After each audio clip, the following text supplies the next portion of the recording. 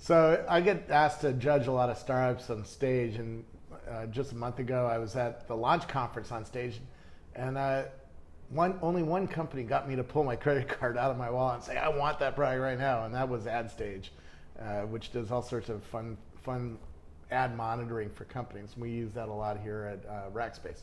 So I wanted to see them and learn more about what they're doing. That's what we're doing right now. We're seeing AdStage.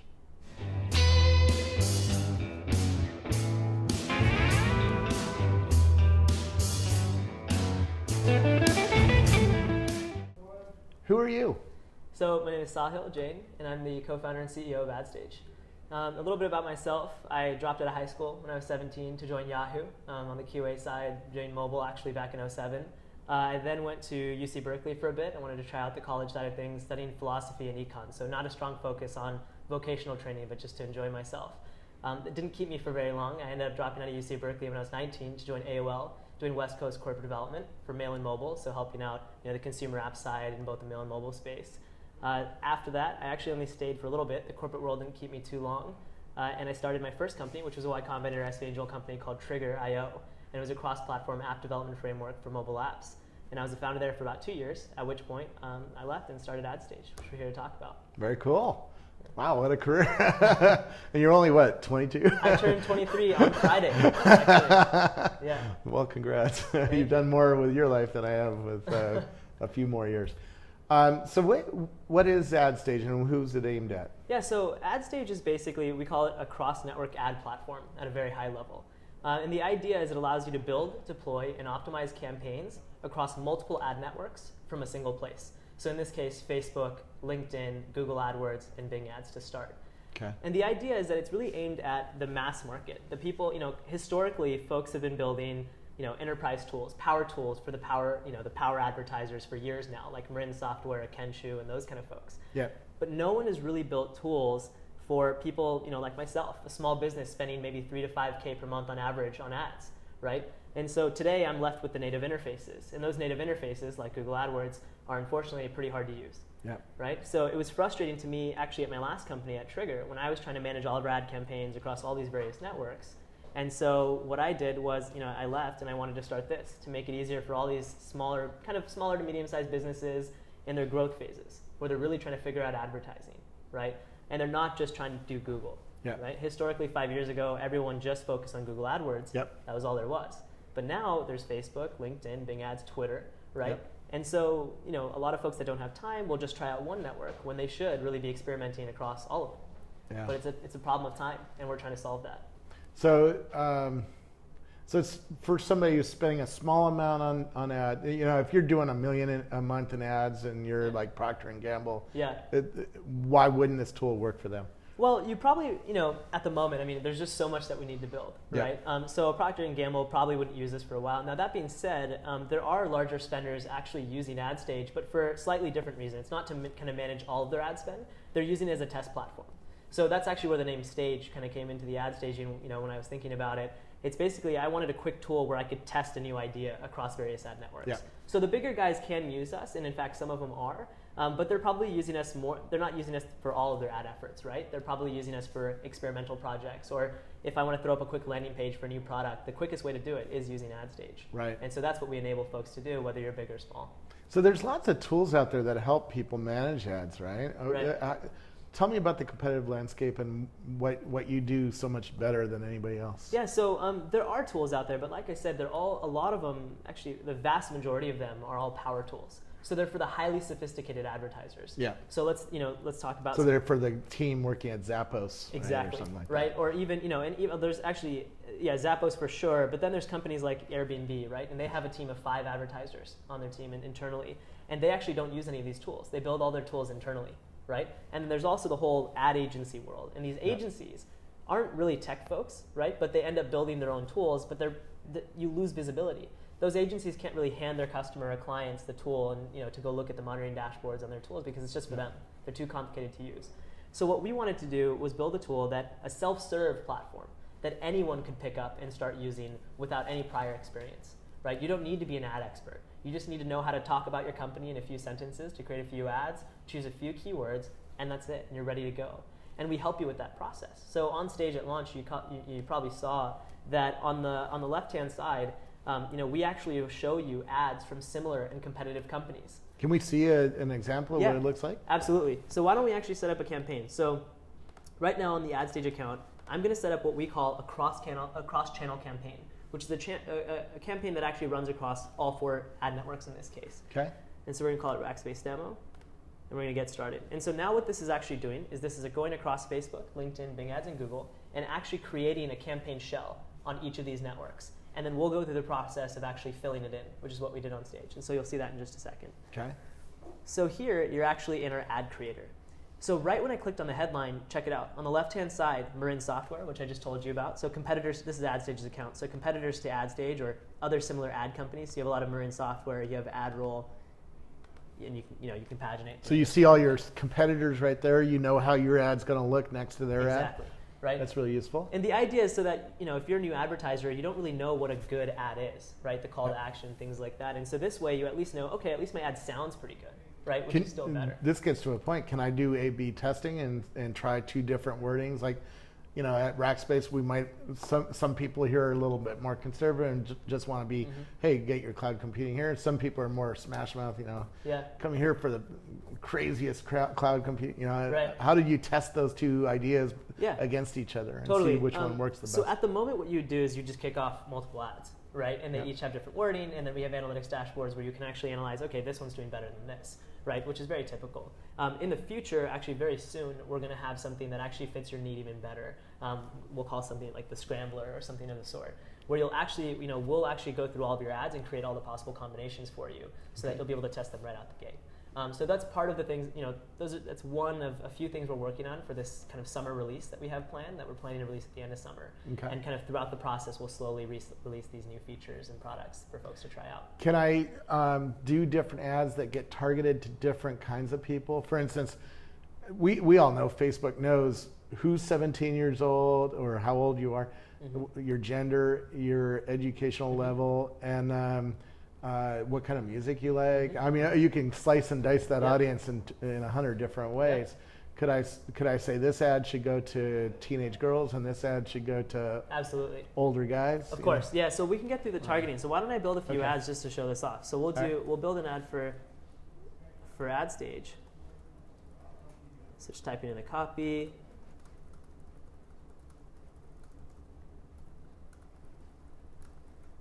And in real time, you can see them actually populating on the right-hand side, showing you how this ad is going to look. Actually, we'll pass in the image this time, just because I'm on a different computer.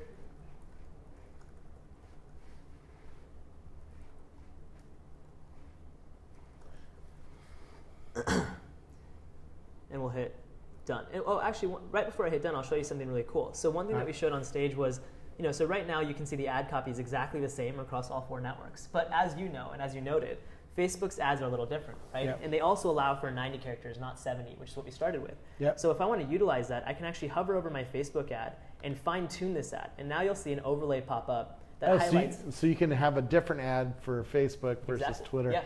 Facebook ads have pictures, Twitter ads might not. Right? Exactly. So you can fine-tune this ad. So now if I am a more sophisticated advertiser and I know that my Facebook ad should be a little bit more social in nature, right? As opposed to, say, my search ad, which is a little bit more direct intent, kind of focused on searches, I can change it right here. I don't have to scrap it and create a brand new ad. So right here, I can make this ad, in this case, let's make this Facebook ad more social. And now you can really see where I was going with the A/B testing. Exactly. Because what the image is on the ad, if it's red, it'll grab more people's attention, or if it has an image that so I want to test my images, I want to test my headlines, I want to test my body copy, and that's all going to be call to action. Exactly, and we're really excited about that because we have a huge kind of analytics push for this summer that I was talking about, and it'll actually go that granular. It'll pluck out things like your top headline, your top images, your top body text, even the top phrases within your actual ad that are performing well. And so that's all part of this huge analytics push that we're really excited about. But one thing at a time, and we're getting there. Yeah. Right? We're taking the time to do it. So I'll finish fine-tuning this Facebook ad, and now you'll see that it actually says more social. So I've now successfully changed my Facebook ad, and I'll hit done. And so what's going to happen now is we're actually going across each of these networks and creating an ad across each one for you in one fell swoop, right? So in a few seconds, you'll see that load. Done, right? So as the screen goes away, right there, you can review your ads that you've now just created. That's cool. And the cool thing is we've actually generated a tracking link for each of these ads for you. So we'll pass back which keyword triggered this ad, which campaign it came from, which network it came from. And again, typically that was a manual step. You'd have to go into Google Analytics, you'd have to set up a goal, create a UTM, drop it into every single one of your ads. We just do it for you. So you know how many people are clicking on this ad on each of the networks, and therefore you know the budget that's being spent and all that. All of it. Now, if one network is really working well, you can probably move some more budget into that network? Yep, and that's exactly what we do. So a big thesis. It's like a friend of mine says Twitter is just performing really well for her, so she moved a lot of her budget into Twitter just manually. But having a tool like this would be interesting. Totally. So at the moment, we've started with Facebook, LinkedIn, Bing Ads, and AdWords. Twitter is something we hope to add very soon. But between those 4 networks that we do support, that's exactly what our algorithm does. So after you've actually kicked off your ad campaign, you tell us what your main goal is. So in some cases, my main goal is user signups, right? I just want to use a lot of users. Sometimes it's page visits. Sometimes it's a specific event, like watching a video or something of the sort, right? So you set up that primary goal, and then what we do is we track across all 4 networks which network is achieving that goal at a larger volume for a lower dollar amount. And that's conversion. And that's a conversion. Right. And then we just optimize and we say, okay, well, Facebook today, had a lot more conversions for a lower dollar amount. Let's shift over some of your budget to Facebook. And that's what we do. And that's what our algorithm already does. Smart. So do you, since you're aiming at a smaller market, the Zapposes and the bigger companies, they have tons of teams who are really smart and have been doing this for years, really understand the keyword structures, understand which keywords matter, and they've done lots of A/B testing already. They know their ads are working or not. Right. Somebody like my brother who owns a bar, he's going to need help with that, right? Do you have either algorithmic help in here, or do you have are you thinking about consultants or something that would help people build both. an ad campaign? So both, and what we actually showed on stage was some of that, right? So you started with the algorithmic help by seeing ads from similar and competitive companies on the left-hand side. That's just one step. Now here we'll go through targeting, where on the left-hand side, check this out. We actually show you your distribution, where your users are coming. So the majority of our users are coming from the United States. There's a huge chunk coming from India. And so maybe you should target United States and India, right? And as you go through, we'll also show you your gender distribution. So right now it's equal, so male versus female. But if there was a huge turn towards male, maybe we should be showing our ads to male only. We can even show you your age range distribution. So here's all the age range distribution that you have here. And you can you can actually check which age distribution, which age ranges you should be targeting and why, right? And then finally, what you just noted about was keywords. So all the way down at the bottom is your search targeting, and this is where you put in keywords. And check that out. Right on the left-hand side, we show you relevant keywords that you should be using. And this again is all based on the ones that you've already picked. No, so this is just the ones that we found for you based on your company. Ah, wow. Right? So what AdStage has done today, and I was telling you a little bit about this earlier, is we've actually indexed data from over 1.1 million companies to date at a rate of 5,000 new companies every day. And what I mean by that is we're taking a company name as a data point, and we're pulling relevant ad information on them, so the ads that are running against that company name, the keywords that they have, their ad spend if we can find it, their demographic information, you name it, right? And then what we do with that information is when a new company signs up, we'll take some of your information that we've found, we'll go to your site, we'll pull some of your data, we'll send it off to our back end, and we'll run some clustering techniques, some machine learning techniques to identify what companies your company is most similar to and why. And then we'll show you their information while you're building your campaign. So you're a bit more informed. Awesome. Right? Very cool. And how much does this cost, by the way? Right now it's free, actually. So how do you get paid then? Crazy, right? No, it's free because we're in private beta. Yeah. So in our private beta, our goal right now is volume. We just want to get a lot of folks using this. We want a lot of feedback. But what's your business model going to be? Our business model will be they'll pay us a percentage of ad spend, and it's going to be less than 5% of ad spend. Okay. So if you think about agencies today, agencies charge anywhere from 15 up to 50% of ad spend. It can be incredibly expensive. Yeah. Right? And all the enterprise tools, which first of all are too hard to use, but they charge anywhere from 5% plus, or a minimum of $500 a month that you're using. Yeah. Right? So for us, we're actually just going to start charging with under 5%. We'll probably start around 3%. And then we'll allow people to have account managers and kind of ad experts that they can hire and help them throughout their process if they'd like to. That's awesome. Awesome. What else do we need to know about you? Tell me a little bit about your company and how it's funded and how many people are... Absolutely. Tell me about the company you're building. Sure. Yeah. So AdStage, we started about almost a year ago, actually. It was just 2 of us, as myself and my co-founder, Jason. We've since launch, at launch we were actually 7 folks, and now we're 10, just a few weeks later. What was really interesting is we actually hired 2 folks from Google, specifically from the Google AdWords team, so very relevant to us. Yeah. But here's the kicker. They actually came to us.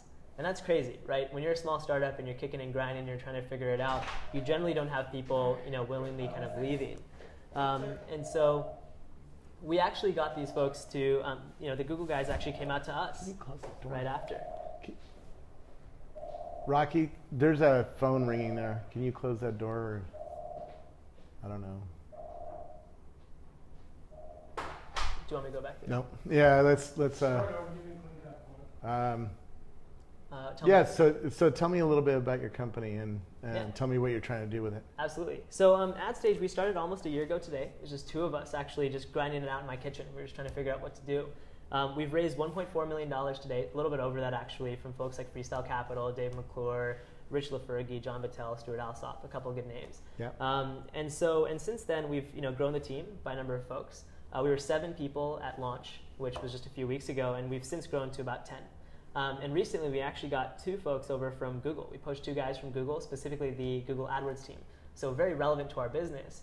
And they found out about you at the launch conference? Exactly. So we didn't actually reach out to them. And that's the crazy part. Because when you're a small startup, you're not that attractive until you've done something very interesting, right? But they actually all saw our launch video on stage. And both of them reached out to us, at least not with the intent to get a job. In fact, they were just trying to learn more about us. One of them actually even said they were trying to create a competitor to us and just wanted to hear more. But we ended up pitching them on AdStage. And we said, look, we already have the team together. We already have the technology built. Why don't you come join us and help us make AdStage a massive success?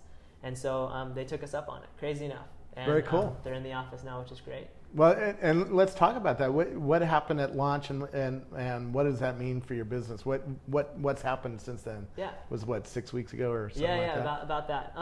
It was crazy. It was kind of a whirlwind, to be honest. I mean, when we went on stage and you pulled out your credit card, everyone went crazy. And, we're very excited about an ad tool, which for us that was our goal, right? But you wouldn't have suspected people to be so, enamored with an advertising tool. Yeah. A lot of times it's the consumer technology or the Google Glass in your case, right? But people were really excited about advertising. We had people coming up to us, saying comments like, "You guys made advertising look easy." When's the last time you've heard that? Yeah. Not for a long time. Yeah. Right. And so that's what caught my eye about it. It's like, oh, I could use this because just the algorithmic hints and the visibility into what's going on, and just the UI was just really, really what you expect from a consumer tool, not really an enterprise tool. An ad tool, right? Exactly. Mm-hmm. And so that was really exciting. It kind of gave us that gusto to kind of keep going and really persevere after it. And so it was interesting for me personally. The week kind of after launch was actually one of my most, you could say, depressing or one of the most down weeks. And not for any reason in particular. It's such a high when you go to these events, right? And then the next week in comparison is so different. And so I was like, whoa, now we need to actually meet all these expectations and make it happen, which we were excited about, but it's a big change. But since then, we've just been heads down. We started our private beta. So we had about over 1,000 businesses sign up for our private beta, and we've been trickling out beta keys. So we've given out probably about 500 or so, and we released maybe a few, like 50 every week or so. And the big goal for us is to make this a self-serve platform. Just come to our site, type in your email, and start using it. No demos, no wait lists, none of that, right?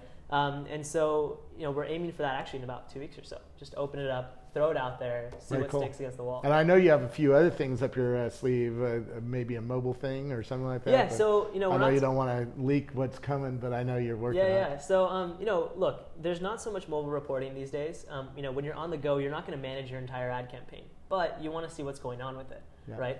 And so one of the Google employees that we actually ended up hiring, he built a mobile app, and so we're looking into bringing that on board as kind of the foundation for our mobile initiatives, which we aren't yet talking about too much, but we're really excited about it. My background has been in mobile since Yahoo in 2007, right? And my last company as well. And so I'm really excited to dig in there, and I think there's a lot to happen on the mobile side.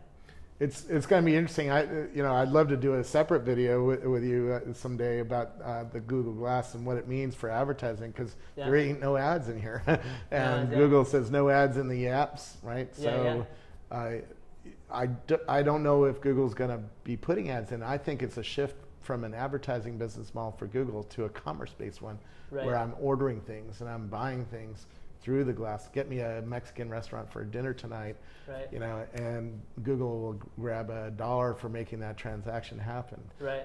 It'd be fun to talk to you about where this world might go, but right now this is the best way to do ads, right? Totally. Well, I mean, we think so. I mean, Yeah. we think it's the quickest way and it's the easiest way for you to get your message across all 4 networks. Because in this day and age, you know, sure, maybe Google still is where you should be spending the majority of your budget, but not all your budget. Yeah. And that's the key, right? Even if it's 10% of your budget should be spent elsewhere, it should be spent elsewhere because you're going to maximize your volume, you're going to hit all the people that you can possibly hit on Google, and you're just wasting that 10% budget, which should be on maybe Facebook or on LinkedIn, right? And we've actually, in the last couple of weeks, we've discovered that a lot of folks have been performing incredibly well on Bing, on Ad Center, which a lot of people write off. But even our campaign actually performed about 30% better on Bing than it did on Google, which was really interesting. Wow. And so for the lower volume advertisers, it's pretty good. You know, Bing doesn't have the same volume as Google, right? So when you're maxing out, you can max. If you're a larger enterprise spending a couple $1 million a month, you might, it's just probably going to see more profits on Google in the long run. But for the smaller volume advertisers, Bing is quick and it's easy, and you get a pretty good return, pretty good ROI, pretty good ROS. That makes you worth watching too, because now that you have a few hundred people and growing using the system, you're going to see trends in advertising that others might not see, and that'll be useful fodder for your blog and stuff like that. So, well, that's what we're really excited about, right? Yeah. We'd love to be able to come out one day and say, look, for mobile infrastructure companies, you know, Facebook is 23% better than, say, Bing and Google, for example. That'd be an interesting statement to make. Now, we have to be careful because we want to play nice with all of them, but look, the data is the data, right? And we want to put it out there, and it should also kind of maybe light a fire under everyone's ass to make their services even better and better and better, right? So, you know, competition is always good. Well, this will create competition, which is great. So that's pretty exciting. And one thing I actually wanted to show you, Robert, too, was, you know, that you're kind of interested in the algorithmic recommendations. So when I was coming over here, I wanted to actually pull up a few that we had for Rackspace. So at the top, you'll actually, this is just a data tool. We actually created this just in about 48 hours with some of the data, just to present the data that we have. Usually it's a lot uglier. It's a whole JSON document. But here you can actually see ads from similar companies to Rackspace. Right? And so these are the ads, and this is actually before we've done a lot of intelligence to it, so there's still a huge layer you would go through. But this is what you would see potentially on the left-hand side while you're building your ad campaign for Rackspace, right? Which is kind of interesting. That's very helpful because you know how the ad is going to be competitive with somebody else, and you'll know who else is trying to reach that same customer set and what their offer is, and then you can offer better, and you can have some fun too, right? In fact, one of the fun ads that I saw on Facebook was for Rackspace employees. So they were targeting employees of Rackspace, and they had a whole healthcare plan, you know, kind of thing. Yahoo just did that too. A lot of folks actually had, I think they had Marissa Mayer kind of in her, I think she was wearing like a Walmart costume or something, but they had that. I mean, you can be very targeted these days, and so you can go out into all-out wars with each other, which is, you know, they're fun, right? It's all kind of fair.